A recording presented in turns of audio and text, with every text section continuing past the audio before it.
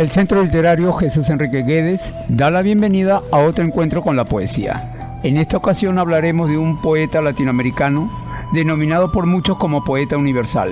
Por el contenido profundo de sus poesías, hoy hablaremos de César Vallejo. Sus amigos de siempre, José Rafael Reyes Araujo, Manuel Darío Gruber, Marielba Escobar y quien les habla, Pablo Malásquez, compartimos con mucho agrado este programa.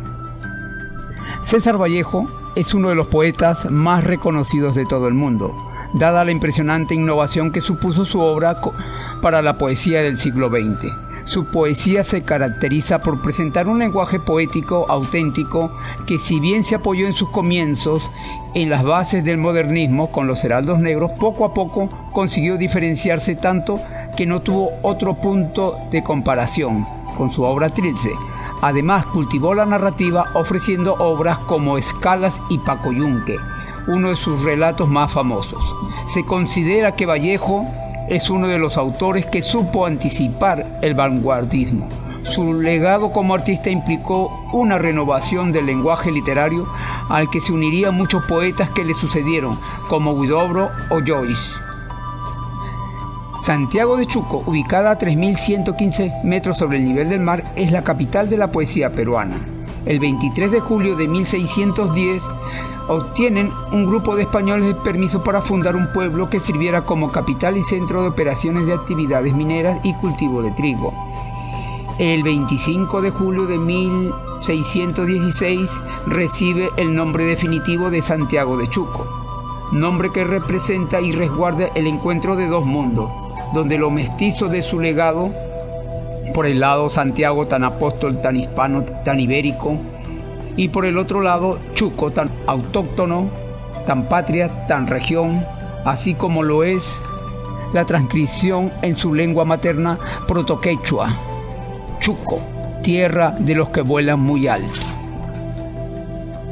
En esa tierra, el 16 de marzo de 1892, nació César Abraham Vallejo Mendoza y falleció en París a los 46 años.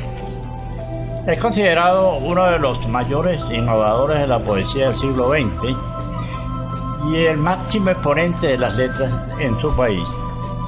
Es, en opinión del crítico Thomas Merton, el más grande poeta católico desde Dante. Y por católico entiendo universal.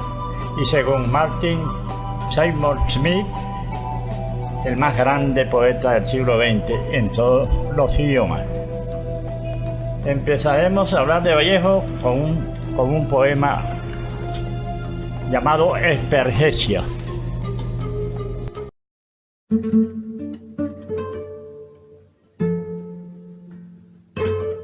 Yo nací un día que Dios estuvo enfermo. Todos saben que vivo, que soy malo, y no saben del diciembre de ese enero, pues yo nací un día que Dios estuvo enfermo. Hay un vacío en mi aire metafísico que nadie ha de palpar, el claustro de un silencio que habló a flor de fuego. Yo nací un día que Dios estuvo enfermo. Hermano, escucha, escucha. Bueno, y que no me vaya sin llevar diciembres, sin dejar eneros, pues yo nací un día que Dios estuvo enfermo. Todos saben que vivo, que mastico, y no saben por qué en mi verso chirrían oscuros sin sabor de féretro, lullidos vientos desenroscados de la esfinge preguntona del desierto. Todos saben, y no saben que la luz es tísica y la sombra gorda, y no saben que el misterio sintetiza, que él es la joroba musical y triste que a distancia denuncia el paso meridiano de las lindes a las lindes. Yo nací un día que Dios estuvo enfermo, grave.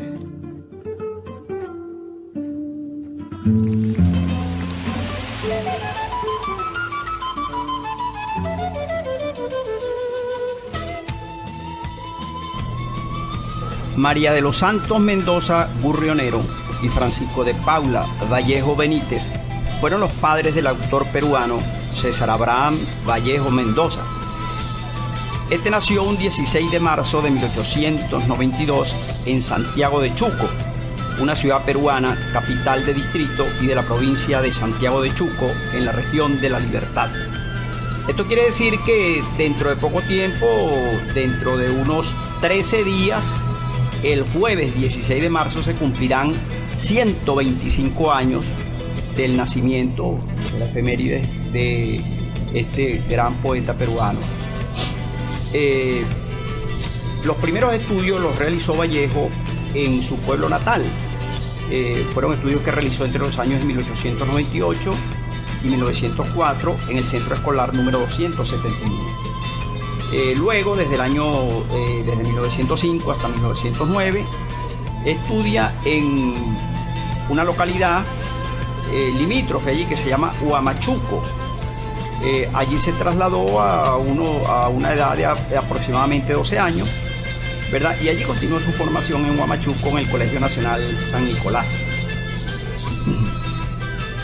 Luego, a los 17 años, debe trabajar debido a las estrecheces económicas de la familia, entonces para conseguir dinero y así de esta manera sufragar sus estudios. De esa manera retorna a su pueblo y trabaja junto a su padre en 1910. Luego de esto viaja a la ciudad de Trujillo y allí se inscribe en la Facultad de Letras perteneciente a la Universidad Nacional de Trujillo, aunque estos estudios fueron interrumpidos por problemas económicos. Luego, el siguiente año, 1911, se traslada a Lima para inscribirse en la Facultad de Medicina de San Fernando de la Universidad Nacional Mayor de San Marcos, en Lima. Pero una vez más debe interrumpir su proyecto universitario. Ese mismo año es contratado por un hacendado adinerado de la región de Junín. Este le contrata como preceptor, es decir, como para que participara del cuidado y de la formación de los hijos de este acaudalado comerciante. Luego, en 1912, lo contratan en un ingenio, una especie de hacienda azucarera del Valle de Chicama, en la región de La Libertad, como ayudante administrativo. A los 20 años, en 1913, para pagarse sus estudios, se desempeña como profesor en un colegio de varones y en el Colegio Nacional de San Juan. Se darán ustedes cuenta luego de que prácticamente trabaja como docente durante toda su vida, desde sus años más inciertos, desde su más temprana edad, hasta ya cerca del final de su muerte, se sigue desempeñando como docente. Ese mismo año de 1913 vuelve a Trujillo y comienza una formación en letras. En 1915, a los 23 años, presenta como tesis del estudio que versaba en letras un trabajo titulado El romanticismo en la poesía castellana, y de allí luego se gradúa como bachiller en letras. En 1916, con 23 años, hay noticias del impacto que produjo en su psique una joven llamada María Rosa Sandoval, bella e inteligente. Pero poco después conoce a Zoila Rosa Cuadra y mantiene con ella un breve pero intenso romance en la ciudad de Trujillo. A los 23 años, varios medios de Trujillo, entre ellos, por su importancia, la industria y la reforma, comienzan a publicar los primeros trabajos poéticos del autor. Vallejo se reúne con frecuencia con jóvenes intelectuales que se organizan en torno a un movimiento que fue conocido como la Bohemia Trujillana y más tarde como el Grupo Norte. En 1918 tiene un romance conflictivo. Se enamora de Otilia Villanueva, una adolescente cuya figura lo inspiró a crear numerosos poemas. Pero a raíz de esta relación pierde su empleo en el colegio y queda cesante.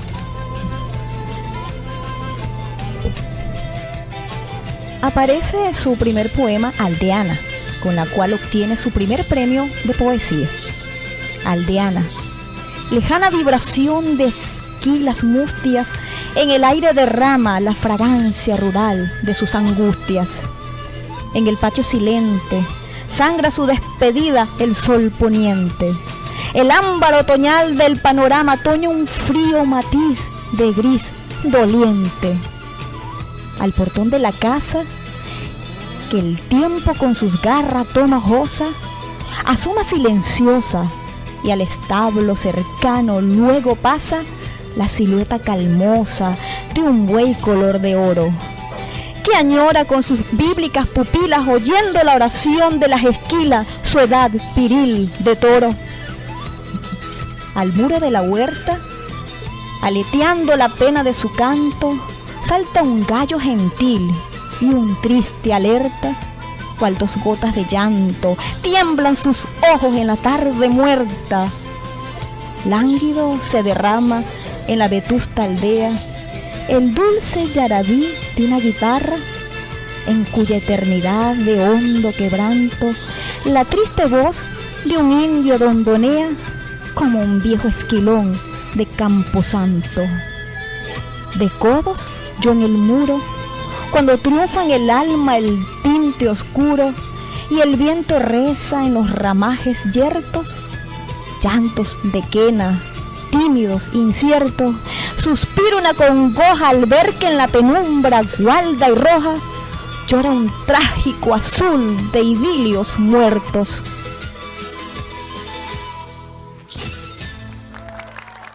Tras finalizar su romance con Zoila Rosa Cuadra, regresa a Lima con el propósito de doctorarse en Derecho y en Letras en 1917. Un año después recibe la lamentable noticia del fallecimiento de su progenitora, por lo cual debe regresar a su pueblo. A mi entender, Dados Eterno es el mejor poema escrito, una especie de rebelión contra ese Dios al que niega aceptar como tal, quizás generada por esa pérdida irreparable, la de su madre.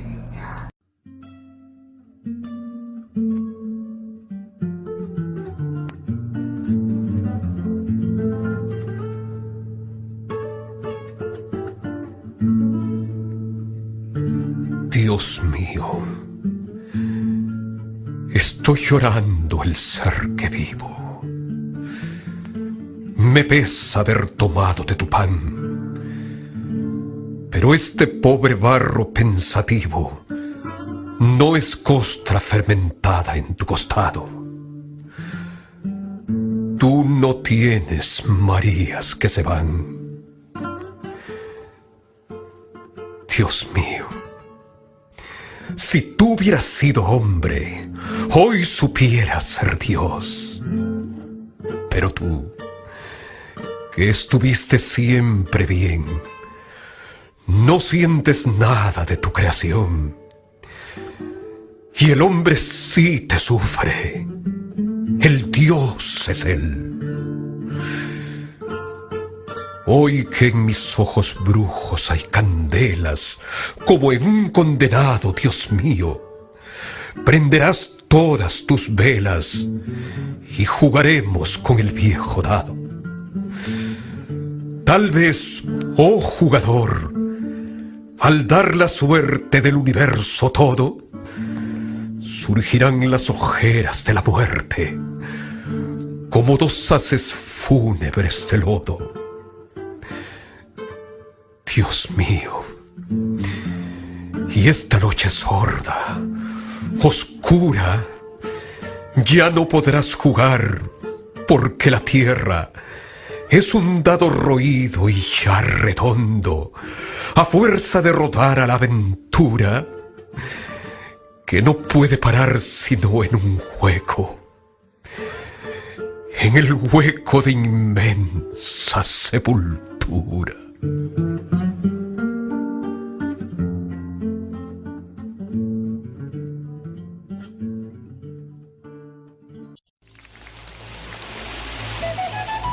Estando en Lima en 1918, Vallejo entabla contacto con los intelectuales más destacados de la sociedad limeña. Forja amistad con colegas como José María Eguren, José González Prada, Abraham Valdelomar y José Carlos Mariátegui. Conoce también a Luis Alberto Sánchez. Era presidente del Perú en esa época, José Pardo y Barrera. Es el tiempo de la publicación de su primer libro, titulado Los Heraldos Negros, Los Heraldos Negros es el título de un poema incluido en este poemario que dice así: hay golpes en la vida tan fuertes, yo no sé, golpes como del odio de Dios, como si ante ellos la resaca de todo lo sufrido se emposara en el alma, yo no sé. Son pocos, pero son. Abren zanjas oscuras en el rostro más fiero y en el lomo más fuerte. Serán tal vez los potros de bárbaros Atilas o los heraldos negros que nos manda la muerte. Son las caídas hondas de los cristos del alma, de alguna fe adorable que el destino blasfema. Esos golpes sangrientos son las crepitaciones de algún pan que en la puerta del horno se nos quema. Y el hombre, pobre, pobre, vuelve los ojos como cuando por sobre el hombro nos llama una palmada. Vuelve los ojos locos y todo lo vivido se emposa como charco de culpa en la mirada. Hay golpes en la vida tan fuertes, yo no sé. Varios meses después de trabajar como docente en el Colegio Barros, llega a la dirección de la institución, cargo que ocupa a raíz de la muerte del entonces director. Retorna a la docencia enseñando gramática y desempeñándose como inspector en el Colegio Nacional Nuestra Señora de Guadalupe de Lima en 1919. Una vez más retorna a su pueblo en el año de 1920.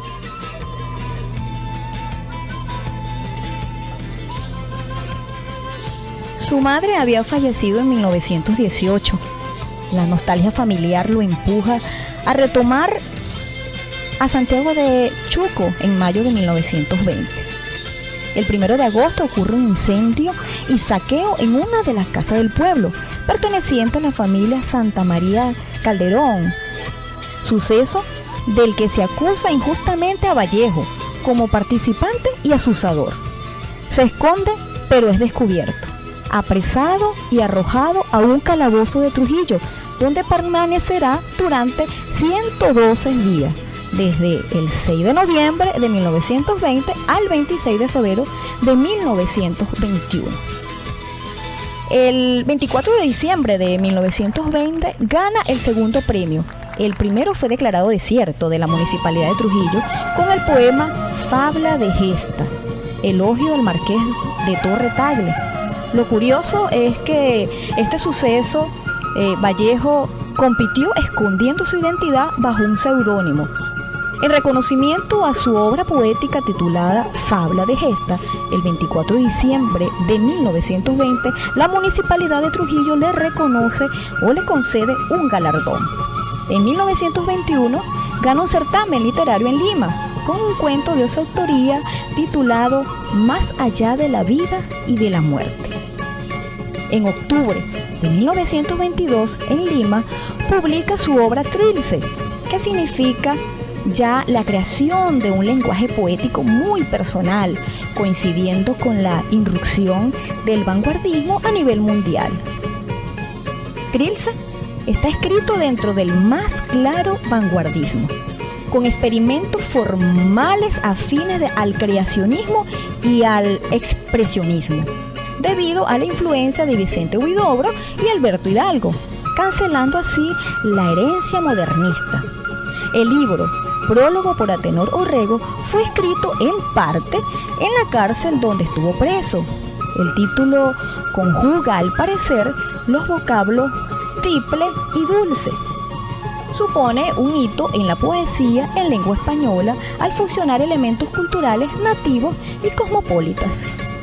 En una entrevista que le hizo el periodista español César González Ruano en 1931, a la pregunta ¿qué quiere decir trilce?, contestó César Vallejo: pues trilce no quiere decir nada. No encontraba en mi afán ninguna palabra con dignidad de título y entonces la inventé. Trilce. ¿No es una palabra hermosa? Pues ya no lo pensé más. Trilce. Es Trilce, un poemario de 73 poesías. Es donde mejor se evidencia esta especie de invención de una poesía singular y poderosa, a veces oscura e intraducible, siempre personal y espontánea, a la vez que precisa y muy sentida. Otilia Villanueva, la joven de 15 años con quien vivió un romance, fue la inspiradora de varios de sus poemas, así como en este libro dedica sentidas versos a su madre. Tanto en Trilce como en Los Heraldos Negros se percibe su arraigo al Perú y su diaria y hogareña realidad. Este poema no forma parte del libro Trilce, sino que se publicó en una revista Alfar 33 en La Coruña, España. Cuando ya Vallejo andaba por Europa, podríamos decir que es un añadido. A continuación, el poema Trilce.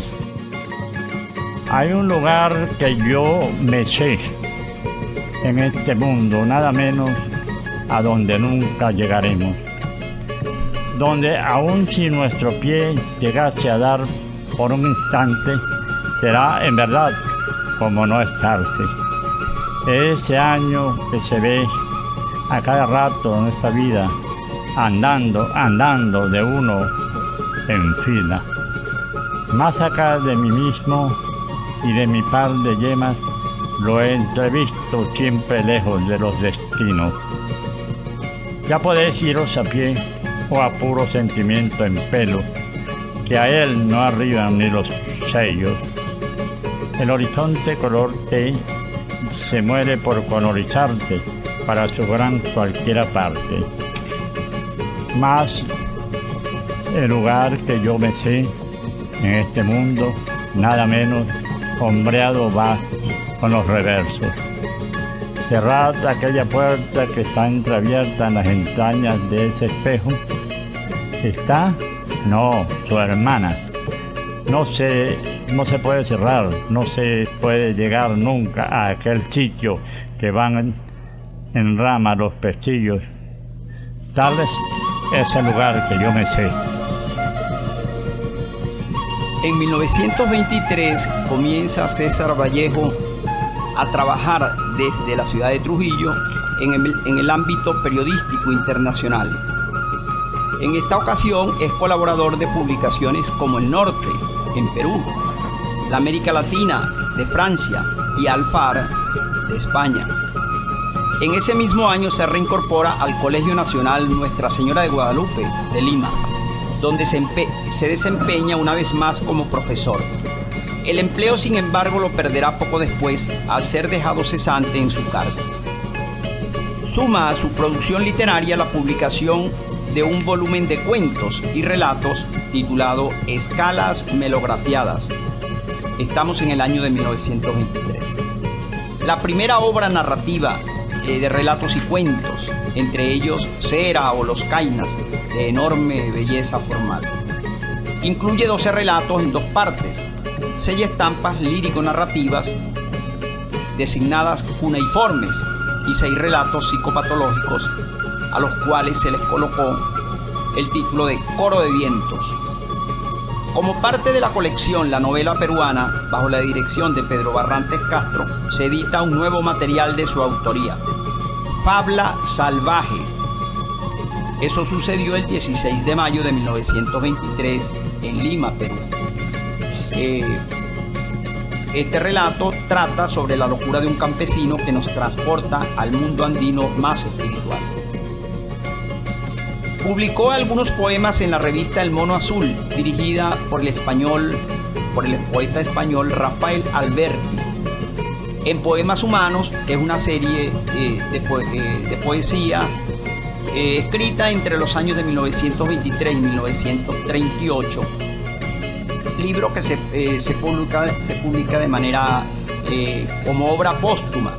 Fue publicado gracias a Raúl Porras y a Jean Casó, y allí el autor plasma su más típico y personal estilo.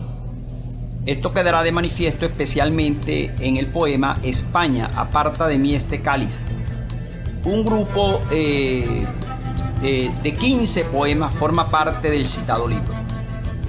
Los poemas en prosa agrupados en este volumen fueron escritos en un periodo en que el escritor carecía de trabajo, estaba agobiado por diversas dolencias y sobre todo entristecido por la muerte de su padre.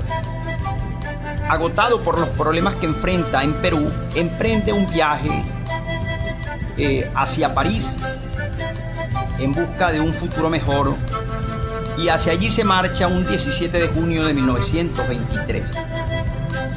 Entre los años de 1923 y 1929, estando en París, se acentúa su creatividad literaria. En esa época desarrolla numerosos proyectos de poemas, ensayos y hasta se anima a probar suerte como novelista. En 1924, una hemorragia a nivel intestinal obliga a hospitalizarlo. Lo intervienen quirúrgicamente y poco a poco retoma su ritmo de vida habitual.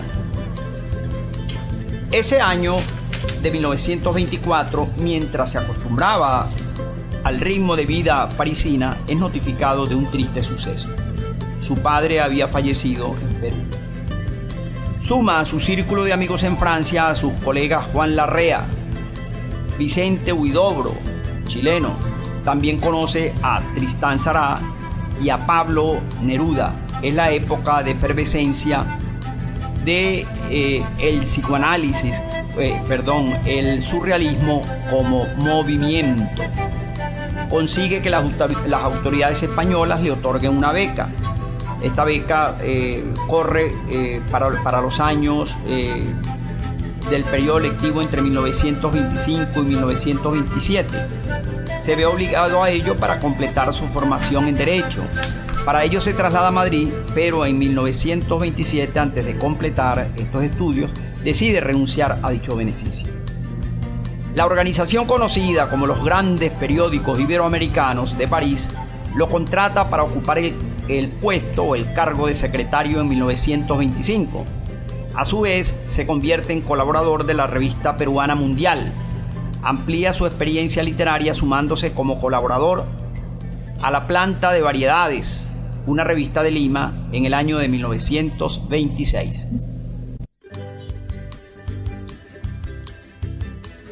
Ese mismo año conoce a Henriette Maisset, una mujer con la que compartirá el hogar hasta 1928. Decide renunciar a su cargo en los Grandes Periódicos Iberoamericanos, se convierte en cofundador de la revista Favorables París Poema y en uno de los impulsores del semanario bautizado como la Semana Parisienne. Mientras todavía vivía con Henriette, en 1927 su atención se posó en Georgette Marie-Philippard Travers, una muchacha de 18 años de edad que poco después se convertiría en su nueva compañera. La revista peruana Amauta difunde en sus páginas varios textos de su autoría, entre los cuales hay narraciones y crónicas. Tras un breve viaje en 1928 a territorio ruso, regresa a Francia y crea la filial en París del Partido Socialista, nacido en Perú. Se desempeña como corresponsal del diario El Comercio del Perú, al tiempo que escribe para la revista Mundial y Variedades desde 1929 hasta 1930. El arte y la revolución es un libro que, aún sin título, Vallejo llamaba su libro de pensamientos. Es la primera obra que inicia enseguida de sus dos contactos iniciales con la Unión Soviética. La continúa a lo largo de 1930, en cuyos últimos días es expulsado de Francia. Se muda junto a la joven Georgette en 1929, con quien regresa a Rusia y visita Italia. Luego visita Madrid con motivo del lanzamiento de Trilce en 1930.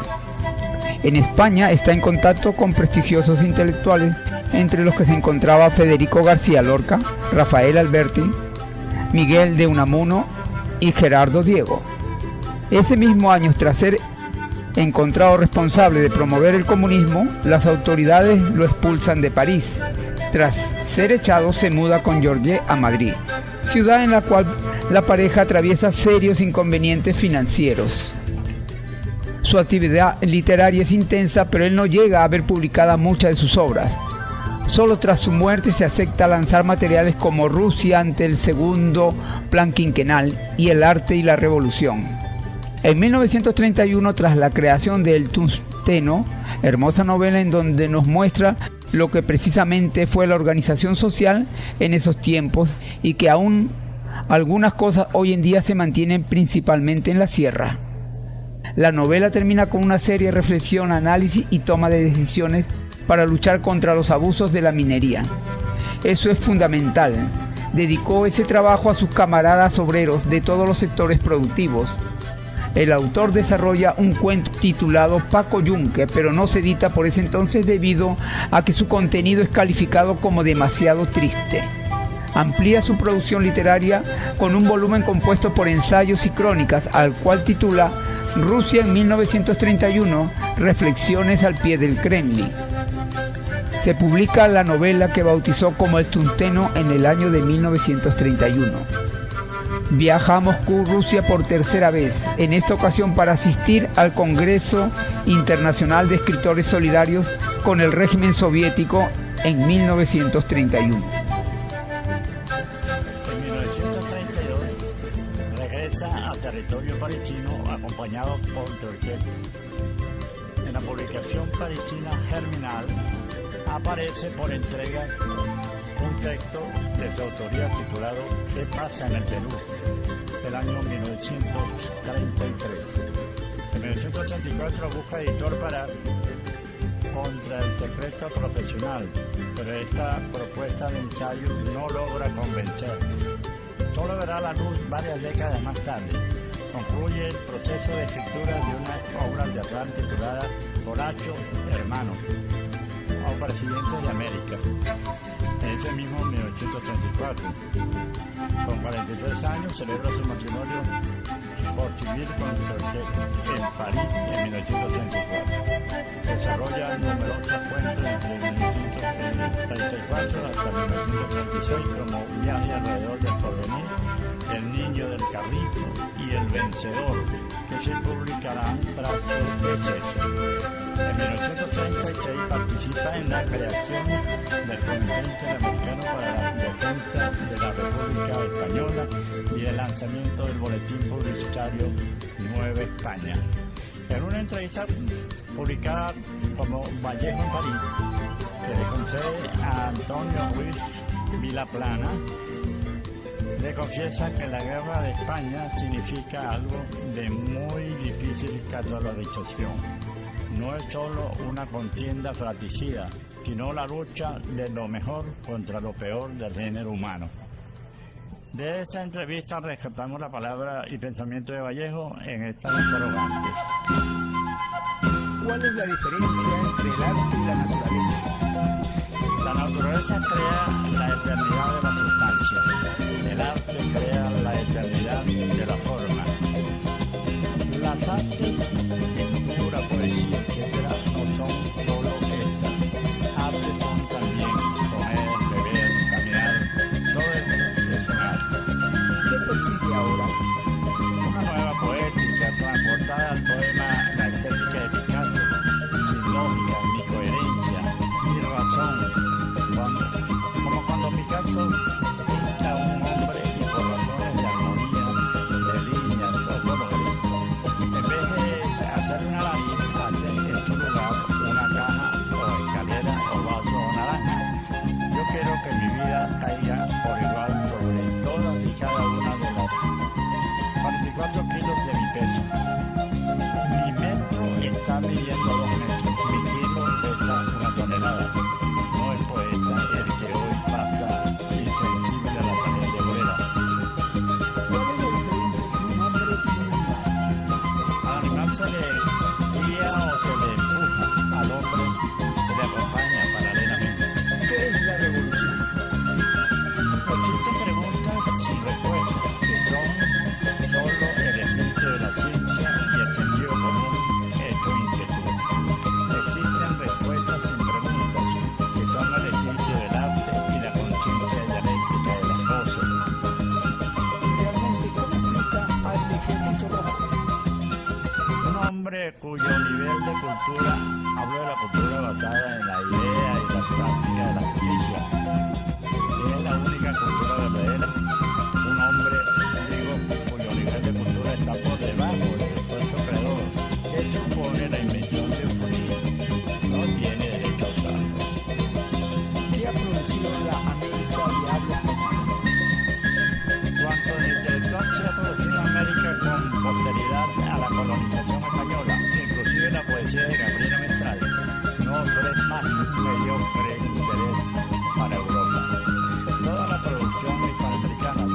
del Darío del Cósmico se diferencia poco o casi nada de la producción exclusivamente española.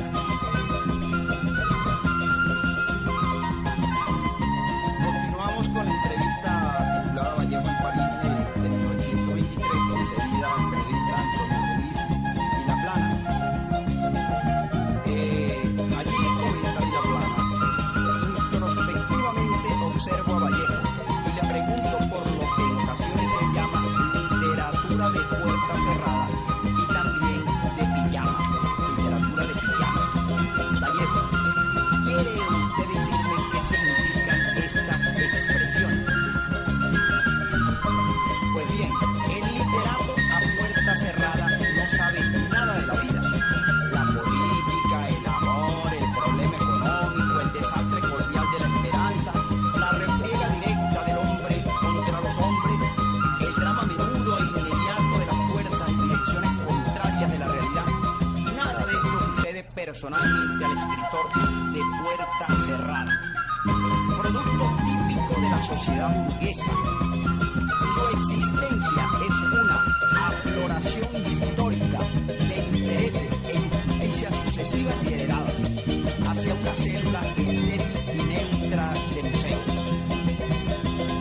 El escritor es una momia que pesa, pero no sostiene. Frente a esta literatura de pijama, que como el aire confinado de las piezas cerradas tiende a acumularse arriba, pero para evaporarse, también como ese aire muy pronto se agolpa ante los pulmones naturales del hombre, la inmensidad de la vida. ¿Por qué? Porque la vida ha de desquitarse por algún lado. Hace tan solo una semana estuve en España, concretamente en Valencia. ¿Qué es ahora España? Me mira con furia desesperada. España le sobrecoge el alma y casi me arrepiento de recordarle su tragedia en estos momentos tenues en los que ya anochecido existe en Montparnasse curiosamente una extraña calma. Sé bien que Vallejo en este momento ya no está en paz. Concluida dejadez ineléctrica. Se ha hablado sin duda del soldado desconocido, del héroe anónimo de todas las guerras, el drama más hondo y agudo del soldado de 1914, la tragedia que concreta y resume todas las disyuntivas del destino. No es la que emanaba del dolor y del peligro del combate, sino el drama del deber, la tragedia de su inexorabilidad. En las horas críticas del peligro ya no sabe el combatiente por qué lucha. Un solo problema y una sola preocupación le obsede: cumplir con su deber, evitando en lo posible el dolor y la muerte. Y es así que trata de encauzar su arrojo en el sentido de alcanzar el máximo de ofensiva con el mínimo de sacrificio. Táctica enseñada o resultante de resortes educativos remotos. Ello es que esta es la norma de conducta de un soldado. El heroísmo del soldado del pueblo español brota, por el contrario, de una impulsión espontánea, apasionada, directa del ser humano. Es un acto reflejo, medular, comparable al que él mismo ejecutaría, defendiendo en circunstancias corrientes su vida individual.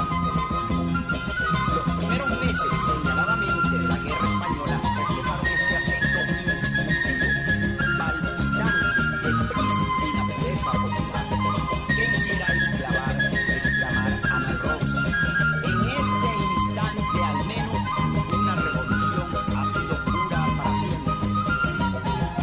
Vallejo ha bebido de golpes y sin saber muy bien por qué, los dos sabemos que ahora nos vamos a sumergir en la tristeza. Las noticias de España que han llegado de mañana y que le comuniqué antes de nuestra conversación no eran muy alentadoras. Le he comunicado la muerte en la guerra de Julio Galvez, sobrino de su gran amigo Antenor Orrego, y que con él partiera allá desde el puerto del Callao, en aquel lejano año de 1923. La familia de Negrín ya ha salido de España, así como la de otros dirigentes políticos. Los dos sentimos una profunda soledad. Esta entrevista está extraída del libro titulado Vallejo al Café, que comprende una recopilación de entrevistas, ilustraciones y cronología de la autora Jaime Campodónico, publicada en Lima en el año de 1990. Poema Masa. Al fin de la batalla y muerte el combatiente, vino hacia él un hombre y le dijo: no mueras, te amo tanto. Pero el cadáver, ay, siguió muriendo. Se le acercaron dos y repitiéronle: no nos dejes, valor, vuelve a la vida. Pero el cadáver, ay, siguió muriendo. Acudieron a él 20, 100, 1000, 500,000, clamando: tanto amor y no poder nada contra la muerte. Pero el cadáver, ay, siguió muriendo. Lo rodearon millones de individuos con un reloj común: quédate, hermano. Pero el cadáver, ay, siguió muriendo. Entonces todos los hombres de la tierra le rodearon. Les vio el cadáver triste, emocionado, y incorporóse lentamente, abrazó al primer hombre, echóse a andar. En diciembre de 1936 concreta un breve regreso al suelo español y visita Barcelona y la capital del país. Elige secretario de la filial peruana de la Asociación Internacional de Escritores en París. Vuelve a España en julio de 1937, esta vez para participar en una nueva edición del Congreso Internacional de Escritores Antifascistas.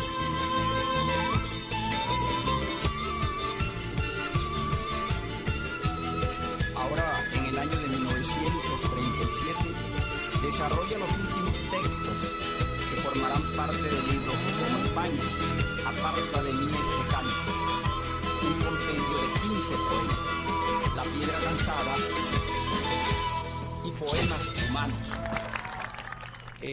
Acá hay poesía escrita entre diciembre de 1937 y finales de 1928.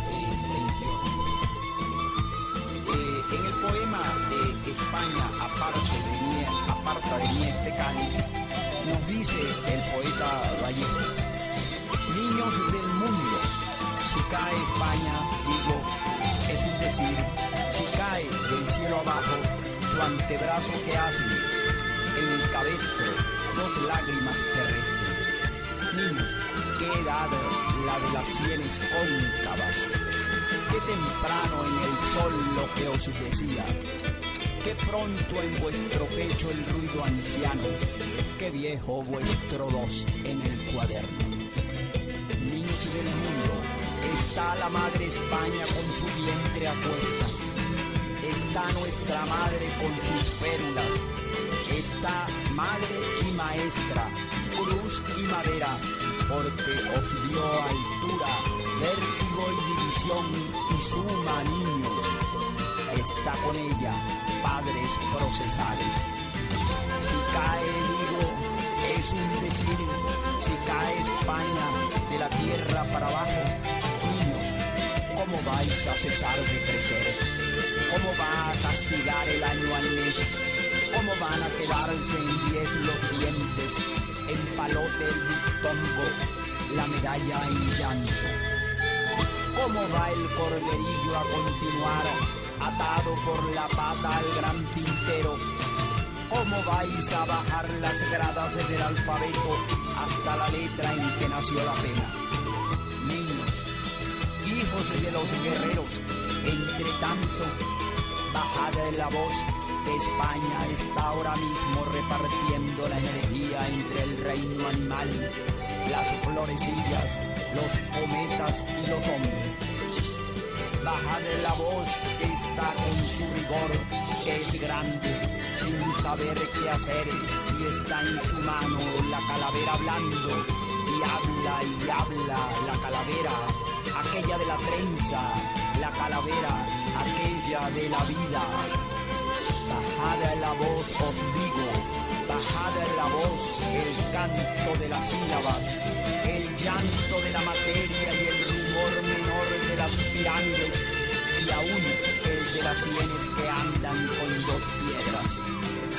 Bajad el aliento, y si el antebrazo baja, si las pédulas suenan, si es de noche, si el cielo cabe en dos limbos terrestres, si hay ruido en el sonido de las puertas, si tardo, si no veis a nadie, si os asustan los lápices sin punta, si la madre España cae, digo, es un decir, salid niños del mundo, id a buscarla. Llega el año de 1938. En una institución parisina como profesor de lengua y literatura se desempeña Vallejo, pero pronto abandona la tarea por motivos de salud. Tras un cuadro de agotamiento corporal, es internado a raíz del resurgimiento de síntomas asociados al paludismo que padeció en su infancia. En este momento recuerdo en un programa similar las dolencias que en México y España padeció. De ese paludismo recibido el poeta barilés Alfredo Ardelo Larrea. El 8 de abril de 1938 se agrava su salud y pese a los esfuerzos de los médicos, el estado de Vallejo empeora y las probabilidades de recuperación para ese entonces son mínimas. El 15 de abril de 1936 fallece en París. En el centro de salud en el cual había ingresado semanas antes. Tras embalsamar su cuerpo, comienzan los actos para despedir sus restos. Su colega Luis Aragón se encarga de ese marco de pronunciar un discurso. El sepelio, el 19 de abril de 1938, llevan su cuerpo a la misión de la cultura para poco después trasladarlo al cementerio de Montaigne, Francia. Para cumplir el sueño del autor, Joliet consiguió trasladar los restos al cementerio de Montparnasse el 3 de abril de 1970 en París. Él anhela sobre una piedra blanca.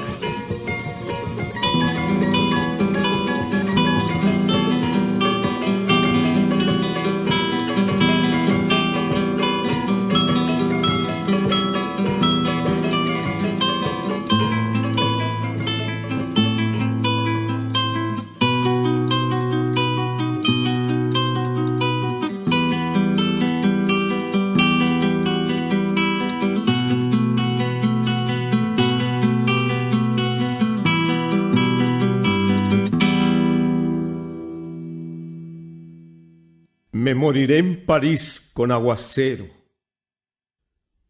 un día del cual tengo ya el recuerdo. Me moriré en París y no me corro. Tal vez un jueves, como es hoy de otoño.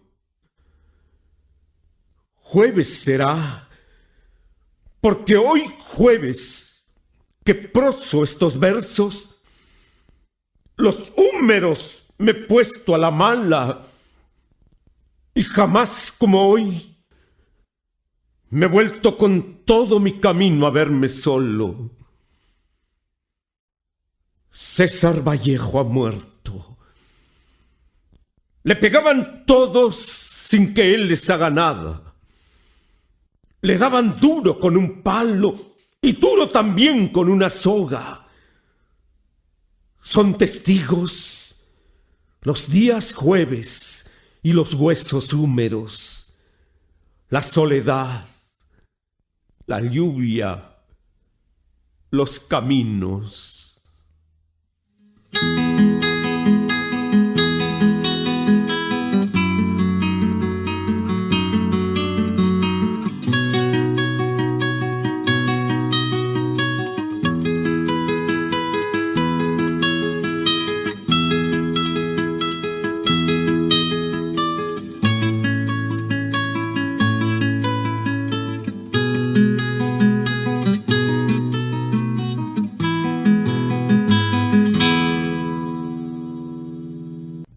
Para entender a César Vallejo creo que es necesario extraer el prólogo de Trilce, que en 1922 escribió Antenor Orrego. He aquí, a mi juicio, la posición fundamental de César Vallejo con respecto a la poesía. Hijo de colegiosa fraternidad, busca el secreto de la vida en sí misma. Ha tenido sus muñecos de los cuales cree encontrar el principio primordial del gran arcano. Ha descubierto que las artes no son sino versiones parciales, versiones expuestas, estilizadas del universo.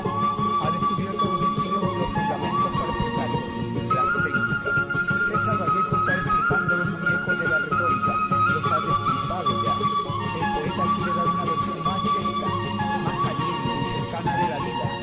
El poeta ha hecho pedazos todos los alambritos convencionales y mecánicos. Quiere encontrar otra técnica que le permite expresar con más veracidad su lealtad y su estilo de la vida. La América Latina, creo yo, no asistió jamás a un caso de tradicionalidad poética. Es preciso atender hasta Walt Whitman para sugerir por comparación de actitudes vitales la puerilidad genial del poeta peruano. De esta labor ya se encargará la crítica inteligente, y no hoy ni mañana. El poeta quisiera vencer la trágica limitación del hombre para verter a Dios. El poeta quisiera librarse del yugo de las técnicas para expresar el crudo temblor de la naturaleza. Más aún, el poeta quisiera matar el estilo para traducir la desnuda y fluida presencia del ser. El poeta quisiera conocer sin estilo, pero antes que poeta es hombre, y como hombre ama también su límite. Sabe que este es condición inexorable de su expresión, que el conocimiento al ser expresado mata un tanto el conocimiento, pero quiere un límite, lo menos límite posible, pues si hay necesidad de un estilo y de una técnica, que sean los menos estilos y los menos técnicos. Es así como César Vallejo posee una genial y tal vez hasta ahora inconsciente intuición de lo que son en esencia las técnicas y los estilos de poca su expresión poética de todo asomo de retórica, por lo menos de lo que hasta aquí se ha entendido por retórica, para llegar a la sencilla prístina, a la poética simplicidad del verso. Las palabras en su boca no están agobiadas de tradición literaria, están preñadas de emoción vital, están preñadas de desnudo temblor. Sus palabras no han sido dichas, acaban de nacer. El poeta rompe a hablar porque acaba de descubrir el verbo. La pupila de este poeta percibe el panorama humano, reconstruye lo que en nosotros se encontraba disperso, toma la pieza anatómica y lo encaja en su lugar funcional, retrae hacia su origen la esencia del ser, bastante oscurecida, chafada, digitalizada por su carga intelectual de tradición. De este modo llega su arte de expresar al hombre, pese a la ubicación local y nacional de su emoción. Su plano de perspectiva está colocado en el punto que le permite tener la percepción a la vez del árbol y del bosque. El poeta asume entonces su máximo rol de humanidad, lo que equivale a su más alto rol de expresión, lo que equivale a su vez a su máximo rol estético. El hombre, solo expresándose, se relaciona con el mundo, se conecta con los demás hombres y es por esa condición que alcanza su humanidad, y la estética es, a la postre, expresión. El ser absolutamente inexpresivo no existe, es un ente de pura abstracción. Si existiere, sería la negación de toda facultad estética de toda condición humana. En el prólogo de Trilce, escrito por Antenor Orrego en el año de 1922, prosigue analizando la obra vallejiana de esta forma. En toda expresión estética hay un quid divino, un ritmo secreto de extrañada interioridad, un hálito latente que no está en la literalidad de la expresión, un ánima ingrávida y eternizada que no está en las partes sino en el conjunto, una aureola que no reside en la obra sino sobre o dentro de la obra, la cual no es sino la virtualidad musical de sugerencia. Las artes todas, pintura, escultura, poesía, aspiran en sus máximas expresiones o altitudes a la expresión musical. Los grandes creadores solo fueron a condición de haber llegado a la música de su arte y de su estilo. Y es que la música es el elemento primario del universo, es la expresión en que la forma se desmaterializa casi totalmente. Se ha despojado de su carga fisiológica para intentar una traducción más cercana y directa del corazón del hombre y del corazón del mundo. Es la máxima potencia de estilización del universo, tanto que a veces una sola nota que vibra nos abre inmensas perspectivas de conocimiento y de emoción vital. Las mayores intuiciones, aquellas que colonizan para la conciencia extensas zonas de pensamientos, nos asaltan como meros motivos melódicos que el cerebro se encarga después de ordenarlas, de explicarlas y de hacerlas carne de verbo. Cuando las artes y los artistas han vencido, los planos inferiores de expresión llegan a un punto de intersección o de convergencia, a un punto de abrazo que es el ritmo. Allí se sienten semejantes, más se sienten uno. Es el lazo de relación para todas las conciencias, posiblemente aún hasta para la materia yerta que nos parece sumida en un sueño de eternidad. Una misma sugerencia vital, al ser expresada por un escultor, por un pintor, por un pensador, por un poeta, a pesar de los diversos caminos, de los diversos instrumentos que emplean y de las diversas formas en que se concretan, alcanza un ritmo único que traduce a la postre la misma esencia. Esto nos explica por qué un pensamiento, una acción, un cuadro, una escultura se nos presentan a veces con el mismo aire familiar, como si procedieran del mismo punto generativo. Esto no es sino la latencia o presencia rítmica que mora en la entraña de cada ser y cada cosa, y que constituye el ánima mater de la ecuménica y secreta trabazón del mundo. Pues bien, este ritmo no lo crea el artista, es una cosa dada ya, que solo reclama ser descubierto. He aquí la más grande función del artista: descubrir el ritmo y por medio de su arte expresarlo. El artista no es sino un simple vehículo o conductor. Este es el único sentido de la palabra creación. Los ritmos de las cosas están esperando desde toda eternidad un revelador. Darío dijo, si mal no recuerdo, que cada cosa está guardando su instante de infinito. Este instante no es sino aquel en que el artista descubre el ritmo de cada cosa o de cada ser, que al mismo tiempo que lo relaciona con el universo, también lo determina. El poeta ha descubierto de nuevo la eternidad del hombre, ha descubierto los valores primigenios del alma humana, que son por eso mismo los valores primigenios de la vida, elevándolos a una extraordinaria altura metafísica. En el habla española solamente Darío alcanzó, en algunos instantes, en los mejores, ese vuelo en que el ala a fuerza de ascender se desdibuja y se suma para la movilidad humana. Son los Himalayas del espíritu, en que el pensamiento es metafísica y la metafísica es trance emotivo y el trance emotivo es ritmo. Era él un humilde estudiante serrano con molesta ansia de doctorarse, como tantos pobres indios que estudian privadamente la universidad. Recuerdo que el día vivido y florecido aún en mi corazón en que el azar me trajo a las manos Aldeana, pequeño poemita rural de deleitoso ambiente serrín y campesino. Fue Abre el Sésamo que me flanqueó la enigmática riqueza del artista. Mi admiración y mi amor rindieron sus genuflexos ante el indio maravilloso. Comenzaba a forjarse ayuno cordial y a puro martillo de vida los heraldos negros. La despreocupada irreverencia moceril, que no se curaba de eminencias universitarias ni de las consagradas y oficiales sabidurías de Cupido, tuvo que provocar, como provocó, una extensa hostilidad ambiente.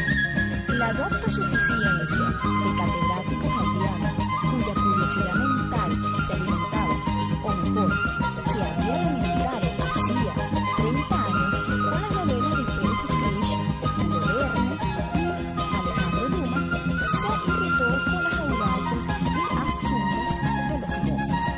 El poeta de los heraldos negros y la eclipse fue la víctima propiciatoria de los más ineptos e ineficaces ataques que no estaban desprovistos de cierta senil malignidad.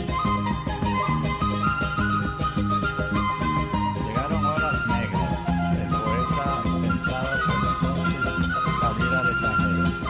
Tenía ya sus viajes preparados, pero antes quiso por última vez visitar al pequeño pueblo donde había nacido, sentir el tibio y sedante abrazo de su hogar, en el cual no estaba ya la buena madre Teresita que tantas mañanas y tantas tardes esperó, quien conozca el sólido ambiente espiritual de los pobladores serranos en el Perú, se dará cuenta cabal de la maraña quinterillesca y lugareña en que cayó la ingenuidad del poeta. El claro varón que había nacido con los mayores dones de sensibilidad y pureza ética, que era simple y bondadoso como un niño, fue acusado de los más turbios crímenes. Mientras la justicia ventilaba la causa, el acusado, con mandamiento de pasión, vivió los días más angustiosos y ásperos, días de alarido interior y de bruno agravio. Después de 2 meses, el poeta comenzó a sentir temores de ser sorprendido y resolvió a salir a otro lugar que ofrecía, al parecer, mayor seguridad.